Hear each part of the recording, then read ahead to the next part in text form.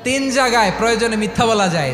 এক নাম্বার, আপনার ওয়াইফকে খুশি করার জন্য, সে একটু এরকম না বলে একটু কৌশল করে বললে খুশি হবে, ওটা বলা যায়। দুই নাম্বার, জীবন মরণের ব্যাপার, যান বাঁচানোর জন্য একটু কৌশল করে ঘুরিয়ে বললেন, এটা জায়েজ। তিন নাম্বার, দুইজন ঝগড়া লাগছে তাদেরকে মিলিয়ে দেওয়ার জন্য কৌশল করে একটু মিথ্যা বলা, ঘুরিয়ে বলা যায়। দুইজনের মধ্যে দেখলেন যে সম্পর্ক খারাপ, একজনরে বললেন, ভাই সে তো ওই দিন আপনার ব্যাপারে অনেক প্রশংসা। কি আমার ব্যাপারে প্রশংসা? কি বললো? এই বললো আপনি নাকি এই করছেন ওই করছেন, অনেক প্রশংসা। লোকটার মন খুশি হয়ে যাবে তার ব্যাপারে, ঠিক কিনা?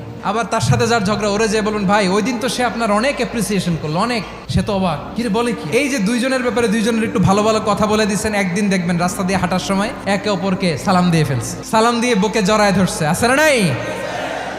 আবার মিলমিশ হয়ে গেছে। কিন্তু আমাদের স্বভাব হইলো, দুই প্রতিবেশী যদি একসাথে বসে একসাথে হাঁটে, দূর থেকে দেখলে আমাদের জলে, আছে না নাই? ঘটনা কি? এই দুইটার মধ্যে এত মিল কে? এই দুইটার মধ্যে গিরিঙ্গি লাগানো যায় কিভাবে? আল্লাহর কাছে তওবা করেন, এই মানসিকতার যেন আমরা না হয়, আমরা মিলিয়ে দিব।